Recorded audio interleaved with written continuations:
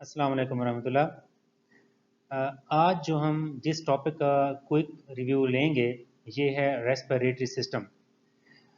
आपको मैंने पहले भी बताया कि ये हमने अपनी एक ऐसी सीरीज़ शुरू की है जिसमें हम अपने स्टूडेंट्स को किसी भी टॉपिक के बारे में उसकी मिनिमम चीज़ें बताया करेंगे ताकि कम से कम वो उसकी वो जो एस्पेक्ट्स हैं उस टॉपिक के उनको वो मिस ना करें।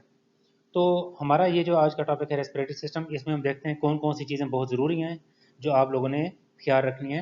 आपको एग्जामिनेशन में एमसीक्यूज़ के लिए भी हेल्प करेंगी, शॉर्ट क्वेश्चंस के लिए भी और लॉन्ग के लिए भी। अब जो रेस्पिरेटरी सिस्टम है ना, इसकी जो बेसिक टर्म्स हैं कुछ इनहेलेशन एंड इंस्पायरेशन, ठीक है, इसको हम कहते हैं intake of air into the lungs. जो हम सांस लेते हैं इसको हम इनहेलेशन या इंस्पायरेशन कहते हैं। याद रखें रेस्पिरेशन और ब्रीदिंग में भी फ़र्क है। ब्रीदिंग कहते हैं ये वेंटिलेशन ऑफ द एयर, हवा का अंदर ले जाना और बाहर निकालना। रेस्पिरेशन जो होती है वो सेलुलर लेवल पे होती है, जो ऑक्सीजन जो है वो ऑक्सीजन जो है ग्लूकोज के साथ मिलकर एनर्जी और कार्बन डाइऑक्साइड वगैरह पैदा करती है। इस एक्सहेलेशन जो है removal of air out of the lungs. Diaphragm क्या है? ये मस्कुलर वाल है चेस्ट और एब्डोमेन के दरमियान जो उसको सेपरेट करता है। इंटरकॉस्टल मसल्स जो होते हैं ये ऐसे मसल्स हैं जो हमारी रिब्स के साथ अटैच होते हैं और ब्रीदिंग में हेल्प करते हैं। लोडिंग कहते हैं ऑक्सीजन का एल्वियोलाई से निकल के रेड ब्लड सेल की तरफ जाना, मतलब ऑक्सीजन एक टाइप की लोड हो रही होती है। और अनलोडिंग कहते हैं shifting of oxygen from RBCs to the tissues, के आरबीसीज के ऊपर जो जो हीमोग्लोबिन के साथ जो ऑक्सीजन अटैच हो गई है वो अपने टिश्यूज में सेल के अंदर शिफ्ट हो जाए, डिफ्यूज हो जाए। टाइडल वॉल्यूम किसे कहते हैं? Volume of the air inhaled और एक्सहेल्ड ड्यूरिंग ब्रीदिंग। एक दफ़ा जो हम सांस लेते हैं या बाहर निकालते हैं उस वक्त जितना वॉल्यूम यूज होता है उसको हम टाइडल वॉल्यूम कहते हैं, और ये तकरीबन 500 ml होता है। आधा लीटर हम हवा अंदर ले जाते हैं और आधा लीटर हम हवा बाहर निकालते हैं, इसको हम टाइडल वॉल्यूम कहते हैं। अब जो बाकी पार्ट्स हैं इसकी जो सब डिवीजन है, nose and nose nasal cavity है, उसके साथ में हम डिस्क्रिप्शन। इंटीरियर नॉस्ट्रल्स कहते हैं front openings of the nose, ये जो हमारे सामने वाले जिसको हम नथने कहते हैं उर्दू में, जो फ्रंट ओपनिंग्स हैं इनको हम इंटीरियर नॉस्ट्रल्स कहते हैं।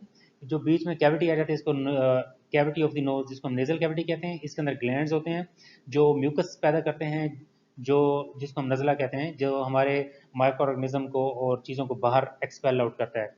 कौन के जो है ये बोनी ब्रिजेस होते हैं नेजल कैविटी में जो वेंटिलेशन में भी हेल्प करते हैं। नेजल कैपिलरीज होती हैं, ये खून की नालियाँ होती हैं जो बाज़ का ब्लीड आउट भी कर जाती हैं। ये हमारे जो हम सांस अंदर लेते हैं उसके टेम्परेचर को मेंटेन करती हैं और ये बड़ी इंपॉर्टेंट होती हैं। इसलिए आपने देखा होगा जब मतलब बहुत ज़्यादा किसी ऐसे इन्वायरमेंट में फिरता रहे तो ये इसमें से ब्लीडिंग भी शुरू हो जाती है और जलन भी होती है।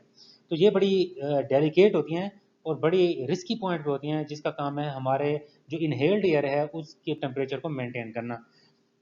नेजल मिकोजा है, इससे एपिथेलियल टिश्यूज होते हैं जो हमारे नेजल कैविटी में पाए जाते हैं। इसके अंदर गॉबलेट सेल्स होते हैं जो सिक्रीशन पैदा करते हैं, म्यूकस वगैरह। पोस्टीरियर नॉस्ट्रल्स होते हैं, ये openings of the nose in the pharynx हैं, मतलब जो पीछे की तरफ हमारे नाक के जो सुराख हैं उसको हम पोस्टीरियर नॉस्ट्रल्स कहते हैं।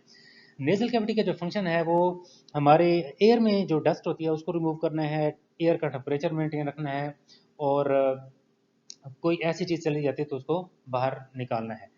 फिर आ जाता है फेरिंग्स। फेरिंग्स क्या है? ये गला है जिसको हम गला कहते हैं, ये कॉमन पाथवे है डाइजेस्टिव सिस्टम का और रेस्पिरेटरी सिस्टम का। ओरोफेरिंग्स कहते हैं part of the pharynx behind the oral cavity, मुंह के पीछे जो गले का हिस्सा है।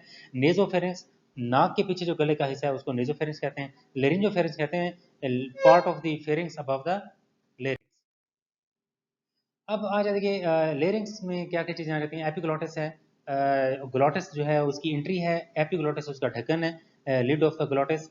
और जो ग्लोटिस है opening of the respiratory tract और ट्रेकिया की। लेरिंग्स जो है इसको हम साउंड बॉक्स भी कहते हैं जो साउंड प्रोडक्शन में हेल्प करता है। वोकल कार्ड्स होते हैं, ये छोटे से मतलब एक पर्दे की तरह के स्ट्रक्चर होते हैं, कनेक्टिव टिश्यू से बने होते हैं, जिसके अंदर से जब हवा गुजरती है तो वाइब्रेट करते हैं और ये साउंड प्रोडक्शन में हेल्प करते हैं। लेरिंग्स के अंदर बोन्स कोई नहीं होती, कार्टिलेजेस होती हैं, 9 कार्टिलेजेस होती हैं, 3 अनपेड होती हैं और बाकी 3 जो हैं वो पेड की फॉर्म में पाई जाती हैं, मतलब 3 पेड हो जाएंगे 6 और 3 9। हाइड बोन जो है ये हमारे लेरिंग्स के ऊपर हॉर्स शू शेप बोन होती है अबव द लेरिंग्स, जो जबान के नीचे, और ये मतलब उसको सपोर्ट और स्ट्रक्चर प्रोवाइड करती है। ट्रेकिया आ जाएगा। ट्रेकिया को हम विंड पाइप कहते हैं, ये जो है हवा के पैसेज को, हवा को कंडक्ट करवाता है, मूवमेंट को आने जाने में हेल्प करता है। सी शेप कार्टिलेज, कार्टिलेज आपको पता है कि नरम हड्डी होती है। सी शेप इसलिए होती है ताकि जो हमारा जो ट्रेकिया है वो कॉन्ट्रैक्ट रिलैक्स हो सके और वो बिल्कुल कोलैप्स ना हो जाए। अगर कार्टिलेज नहीं होगी तो ट्रेकिया कोलैप्स कर सकता है।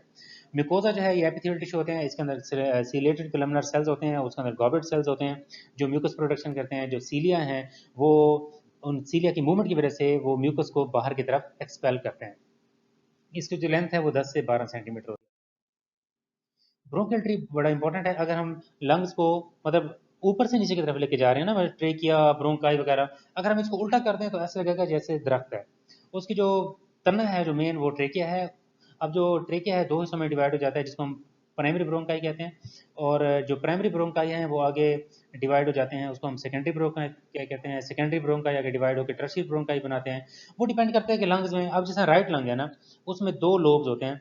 तो जो प्राइमरी ब्रोंकाई है वो आगे दो हिस्सों में डिवाइड होगा। सेकेंडरी ब्रोंकाई मतलब राइट साइड पे दो होंगे, सॉरी तीन होंगे, और लेफ्ट पे दो होंगे। इस तरह टर्शियरी ब्रोंकाई 9 से 12 होते हैं। ब्रोंक्यूल्स हैं उनकी डिवीजन होती है ये माइनर लेवल पे। इसमें एल्वियोलर डक्ट होती है। एल्वियोलाई से पहले एल्वियोला जो है ये छोटा सा गुब्बारे की तरह का स्ट्रक्चर होता है जिसके अंदर हवा जाती है और वहाँ पे एक्सचेंज ऑफ गैसेस होता है। लंग्स जो है राइट लंग होता है स्लाइटली वाइडर होता है, लार्जर होता है। लेफ्ट लंग स्लाइटली लॉन्गर होता है लेकिन नैरोअर होता है। लोब्स इसके जो लंग्स के जो कंपार्टमेंट्स हैं उनको लोब्स कहते हैं। फिशर जो है ये कनेक्टिव टिश्यू का पार्ट होता है, कनेक्टिव टिश्यू होता है जो लंग्स को डिवाइड करता है उसके हिस्सों में। प्लूरा जो है it is the covering of lungs, और प्लूरल फ्लूइड जो है ये उसके अंदर जो दो लेयर्स के दरमियान जो फ्लूइड पाया जाता है उसको हम प्लूरल फ्लूइड कहते हैं। जिस तरह हार्ट के बाहर जो लेयर होती है पेरिकार्डियम, उसकी दो लेयर्स होती हैं, विसरल पेरिकार्डियम और प्लूरल पेराइटल पेरिकार्डियम। इस तरह प्लूरा भी दो होते हैं। एक लेयर जो लंग्स के साथ अटैच होती है उसको हम विसरल प्लूरा कहते हैं। एक लेयर ऐसी होती है जो लंग्स से दूर होती है, मतलब दूर का मतलब उससे थोड़ा सा डिस्टेंस पे, उसको हम पेराइटल प्लूरा कहते हैं। इसके अंदर प्लूरल फ्लूइड होता है। बहुत सी बीमारियां ऐसी होती हैं जिसके हम अंदर हमें प्लूरल फ्लूइड लेना पड़ता है। उसकी हम different chemical examination, cellular examination, microscopic examination वगैरह करते हैं तो हमें मुख्तलिफ बीमारियां पता चलती हैं। तो मेरे प्यारे बच्चों, ये जो हमने ये वो चीज़ें हैं जो किसी भी टॉपिक की या सिस्टम की, ये वो बातें जो आपको हर हाल में आनी चाहिए। बाकी डिटेल्स बहुत ज़्यादा हैं, आप पूरा पूरा चैप्टर याद करें, पैराग्राफ याद करें, लेकिन ये जो बातें मैंने आपको टू द पॉइंट बताई हैं इसको आपने एज सच याद करना है। बाकी इसका मतलब ये नहीं है कि अगर आपने इतना पढ़ लिया तो आपका पूरा सिस्टम कवर हो जाएगा, लेकिन इसका ये फ़ायदा लाजमी होगा कि आपकी बहुत ही अहम अहम चीज़ें कवर हो जाएंगी। ठीक हो गया? आप इसको पढ़ें। कई चीज़ें ऐसी होंगी जो हमने इसमें से नहीं डिस्कस की। अब अगर आपको कोई सवाल होगा तो आप पूछ सकते हैं। ठीक हो गया? Thank you so much. अल्लाह हाफिज़।